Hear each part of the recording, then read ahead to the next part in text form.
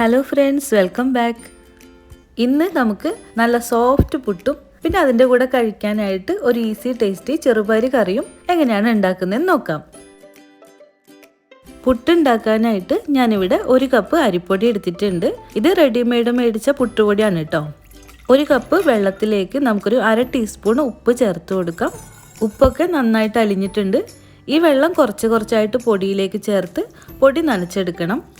ഇപ്പോൾ 1 കപ്പ് അരിപ്പൊടിക്ക് ഏകദേശം ഒരു 1/4 കപ്പ് മുതൽ 1 കപ്പ് വരെയൊക്കെ വെള്ളം വേണ്ടി വരും. അത് ഓരോ പൊടിക്ക് അനുസരിച്ചിട്ട് ചെറിയ വ്യത്യാസം ഉണ്ടാകും. ഇങ്ങനെ നനച്ചിട്ട് ഈ പൊടി നമ്മൾ കയ്യിലെടുത്ത് സോഫ്റ്റായിട്ട് അമർത്തുമ്പോൾ ഇത് പൊടിഞ്ഞു പോകാതെ ഉരുളയായിട്ട് നിൽക്കണം. ഇതിപ്പോൾ റെഡി ആയിട്ടില്ല, ഇത് പൊടിഞ്ഞു പോകുന്നുണ്ട്. ആവശ്യത്തിനുള്ള വെള്ളം തളിച്ചിട്ട് പാകത്തിന് നനച്ചെടുക്കണം. ഇപ്പോൾ ഇത് സോഫ്റ്റായിട്ട് അമർത്തുമ്പോൾ ഉരുളയായിട്ട് നിൽക്കുന്നുണ്ട്, പൊട്ടിപ്പോണില്ല. കൈകൊണ്ട് പൊടിക്കുമ്പോൾ പൊടിഞ്ഞു വരുന്നുണ്ട്. ഇതാണ് ഇതിൻ്റെ പാകം. 1/4 കപ്പിലും കൂടുതൽ വെള്ളം നനയ്ക്കാനായിട്ട് എടുത്തിട്ടുണ്ട്. കുറച്ച് വെള്ളം ഇവിടെ ബാലൻസ് ഉണ്ട്. ഇനി ഈ പൊടിയിലേക്ക് ഒരു 3 ടേബിൾ സ്പൂൺ ചിരകിയ തേങ്ങ ചേർക്കാം. തേങ്ങയും ചേർത്ത് മിക്സ് ചെയ്തിട്ട് നമുക്ക് ഈ പൊടിയൊക്കെ ഒന്നിച്ചാക്കി ഒരു 10 മിനിറ്റ് മൂടി വയ്ക്കാം. പൊടി മാറ്റി വെച്ച സമയം കൊണ്ട് തന്നെ പയറ് വേവിക്കാനുള്ള പരിപാടി നോക്കാം. അപ്പം ഞാനിവിടെ 1 കപ്പ് ചെറുപയർ നന്നായിട്ട് കഴുകി എടുത്തിട്ടുണ്ട്. ഇന്ന് പ്രഷർ കുക്കറിൽ എളുപ്പത്തിലുള്ള ഒരു ചെറുപയർ കറിയാണ് ഉണ്ടാക്കുന്നത്. അപ്പോൾ അതിന് വേണ്ടിയിട്ട് ഒരു ചെറിയ സവാളയും ഇതുപോലെ ചെറിയൊരു കഷ്ണം ഇഞ്ചിയും പിന്നെ 4 ചെറിയ അല്ലി വെളുത്തുള്ളി, 3 പച്ചമുളക്, ഇതെല്ലാം നമുക്ക് ചെറുതായിട്ട് അരിഞ്ഞ് ചേർത്ത് കൊടുക്കാം. വലിയ സവാളയാണെങ്കിൽ 1/4 പകുതി എടുത്താൽ മതി. അതുപോലെ തക്കാളി ഇഷ്ടമുള്ളവർക്ക് ഒരു പകുതി തക്കാളിയും ഇതിലേക്ക് ചേർത്ത് കൊടുക്കാം. ഇനി ഇതിലേക്കുള്ള പൊടികളാണ് ചേർക്കേണ്ടത്. അപ്പോൾ 1/2 ടീസ്പൂൺ മഞ്ഞൾപ്പൊടിയും 1 ടീസ്പൂൺ മുളക് പൊടിയും ചേർക്കാം. 1 ടീസ്പൂൺ അളവിൽ ഉപ്പും കൂടെ ചേർത്തിട്ടുണ്ട്. ഇതൊക്കെ ഒന്ന് മിക്സ് ചെയ്തിട്ട് ഒരു 3 കപ്പ് വെള്ളം കൂടെ ഇതിലേക്ക് ചേർക്കാം. എന്നിട്ട് നമുക്ക് ഈ പയറ് വേവിക്കാനായിട്ട് വയ്ക്കാം.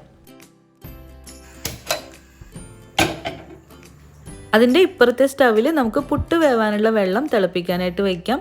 ഞാനിന്ന് ചിരട്ട പുട്ടാണ് ഉണ്ടാക്കുന്നത്. അപ്പോൾ കുക്കറിൽ വെള്ളം തിളപ്പിക്കാനായിട്ട് വെച്ചിട്ടുണ്ട്. വിസിലില്ലാതെ വേണം വയ്ക്കാൻ. ഈ പൊടി ഒരു 10 മിനിറ്റ് വയ്ക്കുമ്പോഴേക്ക് നമ്മൾ നേരത്തെ ചെയ്തതെന്നും ഒരു സ്വല്പം ഒന്ന് ഡ്രൈ ആയിട്ടുണ്ടാകും. അപ്പോൾ ഇത്തിരി കൂടെ വെള്ളം തളിച്ചിട്ട് ഒന്ന് നനയ്ക്കണം.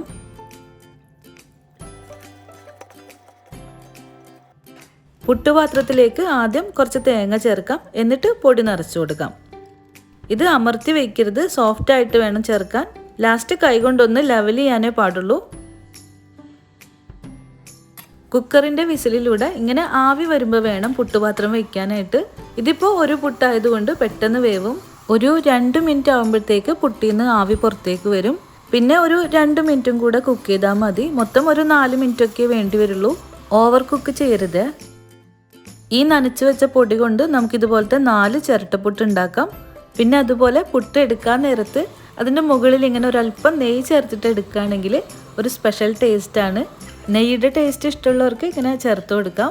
അപ്പോൾ നമ്മുടെ സോഫ്റ്റായ പുട്ട് ഇവിടെ റെഡി ആയിട്ടുണ്ട്. ഇങ്ങനെ നമുക്ക് 4 പുട്ടും ഉണ്ടാക്കിയെടുക്കാം. ചെറുപയറിന് 2 വിസിൽ വന്ന് ഓഫ് ചെയ്ത് വെച്ചിട്ടുണ്ട്. ഫ്ലെയിം ഓഫ് ചെയ്ത ശേഷം ഇതിൻ്റെ പ്രഷർ ഫുള്ള് പോയിട്ടാണ് കേട്ടോ ഞാനിത് ഓപ്പൺ ചെയ്യുന്നത്.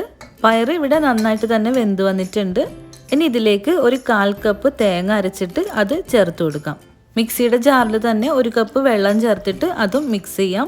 വെള്ളം നിങ്ങളുടെ ഗ്രേവിക്ക് അനുസരിച്ചിട്ട് ചേർത്ത് കൊടുക്കാം. ഉപ്പ് നോക്കിയിട്ട് ആവശ്യത്തിന് ചേർക്കണം. ഞാനൊരല്പം കൂടെ ചേർക്കുന്നുണ്ട്. 5-6 കറിവേപ്പിലയും കൂടെ ചേർക്കാം. ഇനി ഇത് നന്നായിട്ടൊന്ന് തിളച്ച് വന്നാൽ മതി. കറി തിളയ്ക്കാൻ തുടങ്ങുമ്പോൾ ഇളക്കി കൊടുത്തുകൊണ്ടിരിക്കണം. അങ്ങനെ നന്നായിട്ട് തിളച്ച ശേഷം നമുക്ക് ഫ്ലെയിം ഓഫ് ചെയ്യാം. കറിയിലേക്ക് താളിക്കാനായിട്ട് 2 ടേബിൾ സ്പൂൺ വെളിച്ചെണ്ണ ചൂടാക്കാം. ഇതിലേക്ക് വെളിച്ചെണ്ണ തന്നെ എടുക്കണം. എണ്ണ ചൂടാക്കുമ്പോൾ കുറച്ച് കടുകും ഉണക്കമുളകും കറിവേപ്പിലയും ചേർത്ത് മൂപ്പിച്ചെടുക്കാം.